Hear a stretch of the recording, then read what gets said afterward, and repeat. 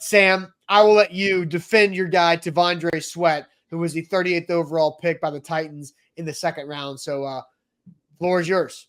Well, I mean, I've seen a lot of the stuff being floated out there, and I think some of the people coming after T'Vondre Sweat, frankly, just don't know what they're talking about at all.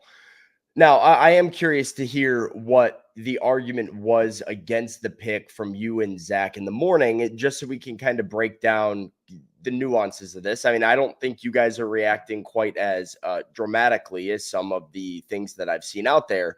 And you understand that there is some nuance to this a little bit, but what are the concerns with Sweat, or why are you not thrilled with the pick at 38? I feel like the value wasn't there because of the DWI, and I understand there was a run on tackles that happened after that. I don't necessarily think that Braden Fisk at 39 by the Rams meant that they would have taken Sweat in the trade up if Sweat was there. I just think that was more circumstantial. I think the Titans, honestly, the thing that Zach said yesterday that really kind of made me go, yeah, it's a good point, is T'Vondre Sweat says, if I was at 355 pounds, I'd be a Hall of Famer. Well, then why aren't you? Like, that's in your control. He does play. I mean, he's 360 or whatever. He plays around 360. Well, it's there's Dane Brugler of The Athletic said that he was approaching 390 in the college football playoff, and then he did not weigh in at the Senior Bowl in Mobile in late January, about a month or less than a month after that college football playoff game. And then he weighed in at the combine at 366. So I don't think he was playing at 366 last season, unless we're talking about September. So I think the DWI is a failure of an IQ test. It's just stupid. And I don't care if he was the one that got rear-ended by another vehicle. The fact is that he put himself in that situation in the most important 3 months of his career to this point, of knowing that you have to do everything right. And you can't do anything dumb like that at that point, and it's avoidable. And then also just the ability to control his weight on a consistent basis, I think, is important. You see, Treylon Burks is a guy that we've talked about ad nauseum for the last 2 years about controlling the weight, which helps with conditioning, which helps with the ability to make plays and stay healthy. And here you go, T'Vondre Sweat, needs to control his weight. And why isn't he at 355 if he thinks that's going to get him a gold jacket, a large one? So that's where my concern is overall. To be the 38th pick, right? And that's sure. It's important to 38th pick, 6 spots away from a first rounder. Well, let's talk a little bit about that value and that idea of 38. I feel like there is this weird sort of warped perspective when it comes to Sweat at 38, that this was a reach. And the metric that people use is, oh, well, that's what my mock draft database told me. That's what the PFF mock draft simulator told me, was that I could get Sweat in the 5th round. I could get Sweat in the 4th round. Therefore, it's a wild reach. Look at where everybody had him ranked. They didn't have him ranked in the top 40. Which I don't really find to be all that accurate or meaningful. I mean, number one, let's just say straight up, like, what a draft analyst ranks T'Vondre Sweat as is not always reflective of what NFL teams and general managers rank this player as. So that's number one. But let's even pretend for a minute that those rankings were somewhat reflective of where this guy should go. Right prior to his DWI arrest, Dane Brugler has T'Vondre Sweat ranked as the 33rd best player on his board.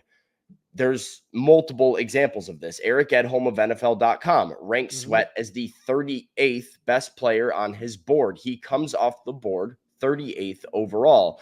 The reason he fell on so many of these big boards was because of an understanding and a perception of so many of these analysts that the DWI was going to affect him in the draft, and they moved him down their big board because of it. That obviously was not the case. Not the case for Ran Carthon. And if you're listening to what Ran Carthon says, not the case for other teams around the league.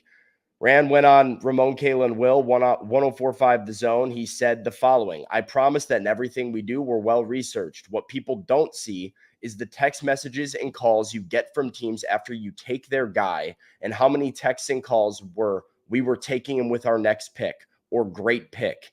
Rand, quote again, I had earmarked on the board, this is the farthest we could go back and still get a guy of this caliber. But even with that, one of the teams that I earmarked we could go below to get him texted me after the draft and said we would have taken him if he was there. So we would have missed out. This was not the Titans reaching. This was the Titans getting their guy in the range that a lot of NFL teams were ready to go and get their guy. I think the run on defensive tackles that you mentioned could be a reflection of that. And so the weight is a thing, obviously. Like T'Vondre Sweat is not going to have as good of an NFL career as he could if he's playing at 390 pounds. If he can play at 350, if he can play at 360, then we're talking, right? And so that is something that he is going to have to control. And that is one of, I think, the risks, and mainly the only risk on field with this draft pick. I mean, every draft pick has a thing, right? If this guy fails, why is he going to fail? Is a question that I like to look at with prospects. Mhm. And the same reason that you can sit here and you love a guy like Ricky Pearsall in the draft. I might not like a guy like Ricky Pearsall, and I might say, I don't think he has the play strength. Now, I could be wrong. Ricky Pearsall's route running, all his other things could be very good. And if he has the ability to improve his play strength, he's going to end up being a really good NFL wide receiver. And if he doesn't have the ability to beat the one thing that could hold him back, that's how you get guys that don't always work out quite like they should. So I do think the weight is Sweat's thing. But I think when you look at this player, look at the guys that are in the same caliber as him. Number one, he's an Outland Trophy winner. Guys to do that on the defensive side of the ball are guys like Ndamukong Suh, are guys like Aaron Donald, are guys like Quinnen Williams, even Jordan Davis. Like it's a very small group. He's the sixth in the last 18 years to win a defensive Outland Trophy. Almost all of the guys became very, very good NFL players and or future Hall of Famers. I have not seen a guy play with that level of power that Sweat plays with, where he's kind of impossible to block one-on-one. I think you pair him next to Jeffrey Simmons, and it creates an offensive line really cannot account for both of them at the same time, because you're going to have to double one of them, and you can't. And if they can get penetration up the middle, it makes life really easy to go and get the quarterback elsewhere. So I think he's going to play with a ton of power. I think he's got a very good motor. I do think he's actually very well conditioned, and I think it pops on tape. Go ahead. Yeah, I was going to say too, I think one misconception is the lack of snaps that he plays, or the average snaps that he plays per game. And I saw F Words Pod put out on Twitter saying that, Texas just had 4 defensive linemen that were pretty damn good. One guy that was the Outland Trophy winner and Sweat picked at 38, and Byron Murphy was picked pretty dang high too. And they had 2 backups, and so they platooned them, 4 D tackle rotation, which means they all didn't get a lot of snaps. But guess who led them in snaps? T'Vondre Sweat. Guess who had the more third down pass rush snaps? T'Vondre Sweat, out of even more than Byron Murphy. So I think there's a lot of misconceptions out there about Sweat. I don't hate the Sweat pick. I don't dislike the guy or the person. No, I don't think he's a bad person because he got a DWI. I think he made a stupid mistake, and it lines up with a lot of immaturity that he had previously in his college career that people are talking about. And 503 snaps, more than any other defensive tackle drafted. Thank you. This is the stuff that lacks context when you've got, everybody Twitter fingers McGee tweeting about how he's a 2-down player.